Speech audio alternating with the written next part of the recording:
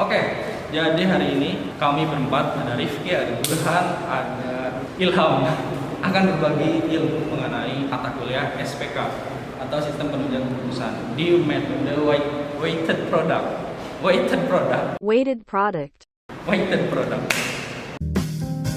Metode weight product merupakan metode penentuan dalam sebuah keputusan dengan cara perkalian untuk dapat menghubungkan nilai atribut, di mana setiap atribut harus dipangkatkan terlebih dahulu dengan bobot atribut yang bersangkutan.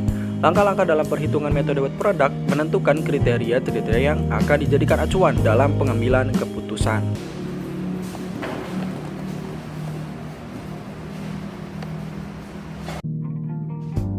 Metode WP atau weight product. Metode ini memerlukan normalisasi karena metode ini mengalihkan hasil penilaian dari setiap atribut. Hasil perkalian belum bermakna jika belum dibandingkan dengan nilai yang standar. Bobot untuk nilai manfaat berfungsi sebagai pangkat positif dan bobot biaya berfungsi sebagai pangkat negatif. Studi kasus menentukan nilai bobot W atau kriteria. Langkah awal yang harus dilakukan dalam menggunakan metode WP untuk menentukan karyawan yang akan mendapat bonus adalah memberikan nilai setiap alternatif pada setiap kriteria yang sudah ditentukan. Dari masing-masing kriteria tersebut akan ditentukan bobotnya. Terdapat 8 kriteria dalam menentukan karyawan yang akan mendapat bonus, yaitu absen, prestasi, perilaku, pengalaman, kedisiplinan, wawasan, kerja tim, dan lulusan. Tabel 3.1 sampai 3.8 merupakan tabel pemberian bobot nilai pada setiap kriteria. Pada tabel 3.9 berisi prioritas bobot pada setiap kriteria yang ada. Teman-teman bisa melihatnya di layar. Ada beberapa tabel yang menentukan kriteria. Langkah selanjutnya adalah menghitung nilai perbaikan bobot berdasarkan nilai prioritas bobot setiap kriteria yang sudah ditentukan. Cara menghitung nilai perbaikan bobot terdapat pada persamaan 3.1. Teman-teman bisa melihat rumusnya. Berikut adalah perhitungan kriteria dari absen, prestasi, perilaku, pengalaman, kedisiplinan, wawasan, kerja tim, dan lulusan. Selanjutnya membuat tabel bobot kriteria. Setelah menentukan nilai bobot W, langkah selanjutnya adalah membuat tabel bobot kriteria karyawan yang akan mendapat bonus yang ditunjukkan pada tabel berikut. Terdapat 20 karyawan yang menjadi calon penerima bonus, di mana akan dipilih 5 karyawan yang mendapat bonus tersebut. Data-data karyawan yang diperoleh seperti pada tabel 3.10. Teman-teman bisa melihatnya di layar. Keterangannya adalah SB sangat baik, B baik, K kurang, BR buruk, dan seterusnya. Karena data yang didapat berupa data diskrit, maka ubah data diskrit menjadi data kontinu seperti pada tabel 3.11 yang akan dijelaskan dan dilanjutkan oleh Mas Rifki Haikal.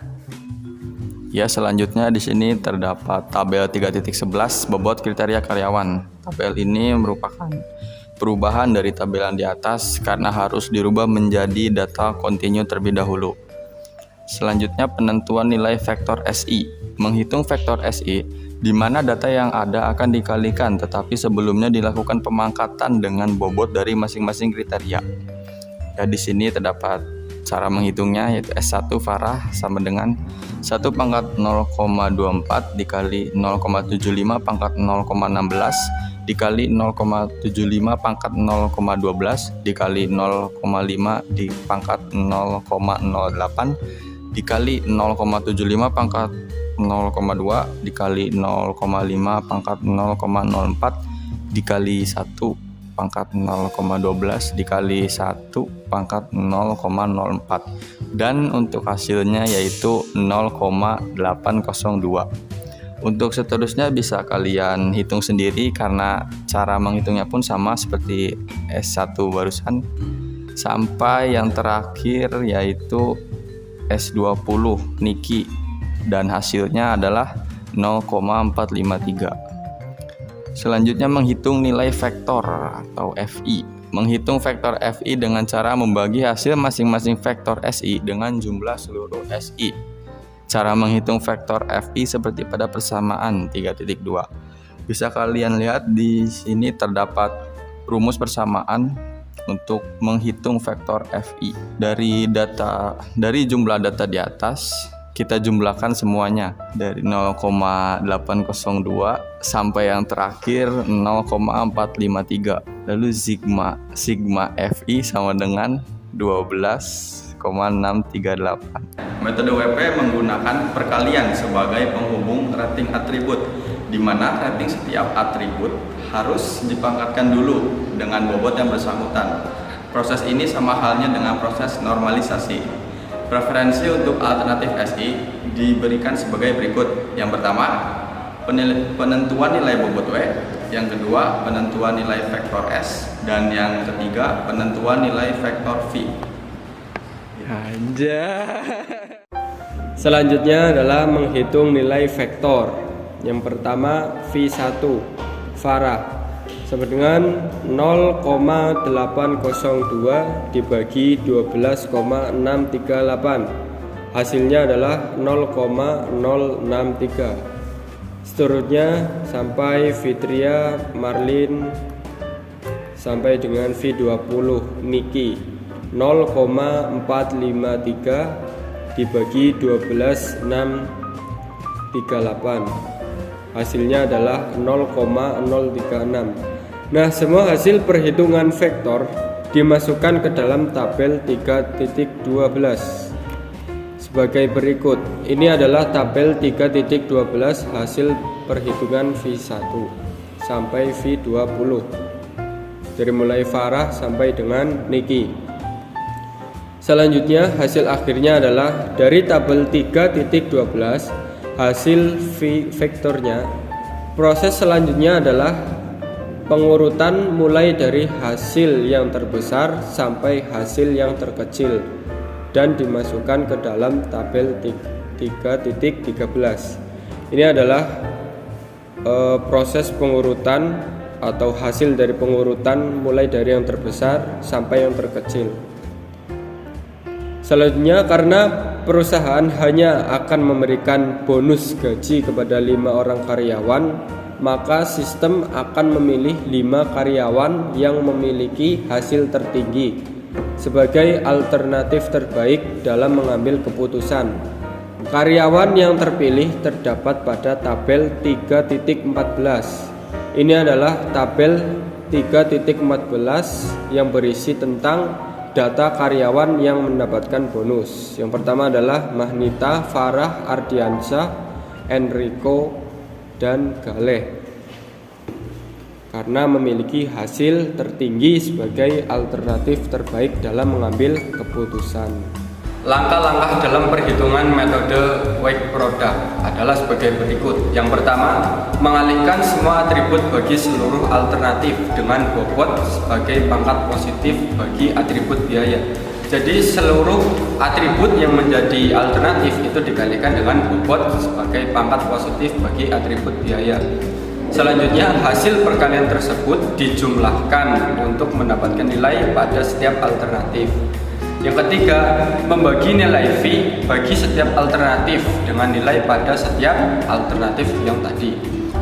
Selanjutnya, ditemukan urutan alternatif terbaik yang akan menjadi keputusan. Jadi, alternatif yang terbaik itu diurutkan dan nanti akan menjadi keputusan yang baik. Kesimpulannya adalah dengan menggunakan metode weighted product, sistem pendukung keputusan pemilihan penerima bonus karyawan dapat diselesaikan dengan cepat dan tepat. Metode ini digunakan pada teknis perhitungan pemilihan penerima bonus karyawan.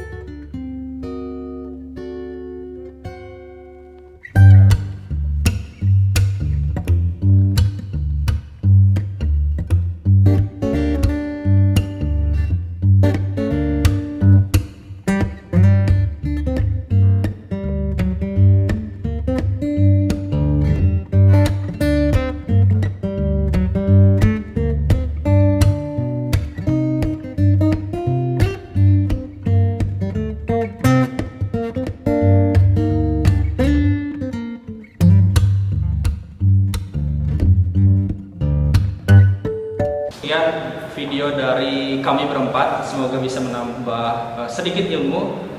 Jangan lupa untuk subscribe channel ini agar adminnya lebih rajin lagi upload video. Sampai jumpa di kesempatan yang lainnya. Saya akhiri. Wassalamualaikum warahmatullahi wabarakatuh. Yeah, we stopped at nothing, baby.